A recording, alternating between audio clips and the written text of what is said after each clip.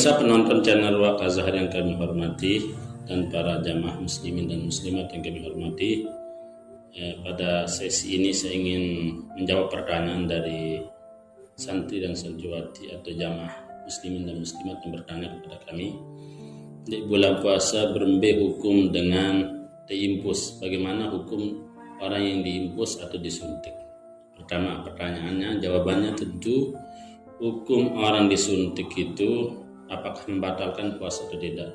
Jawabannya dari mazhab Syafi'i tidak batal puasa karena suntikan itu bukan bagian dari makanan dan tidak masuk melewat bibir, melewat mulut atau lubang depan dan lubang belakang, lubul dan dubur.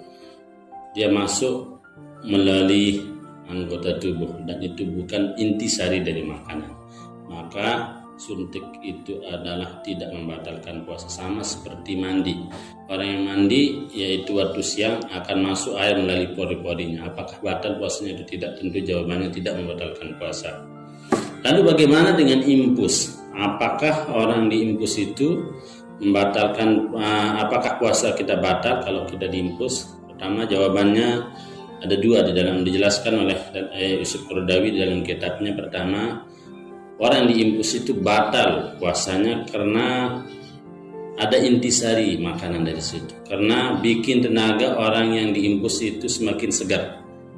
Maka batal puasanya walaupun tidak melalui bibir atau mulutnya atau lubang depan atau belakang.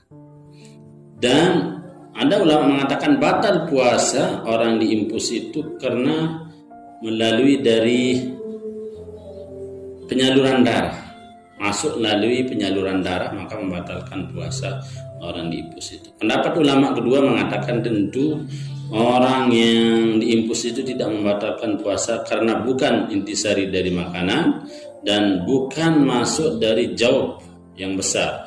Jaub yang besar artinya perut yang besar, tidak melalui perut, maksudnya tidak melalui bibir lalu masuk ke perut yang besar, ke pencernaan. Dia masuk melalui luar, bukan dari bibir, bukan dari mulut.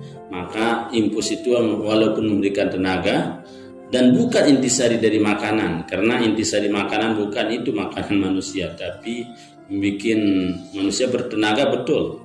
Itu menurut ulama kedua. Ulama kedua tidak mengatakan batal puasa kita. Mungkin sekedar ini yang bisa sampaikan bahwa tadi itu tidak membatalkan puasa orang disuntik dan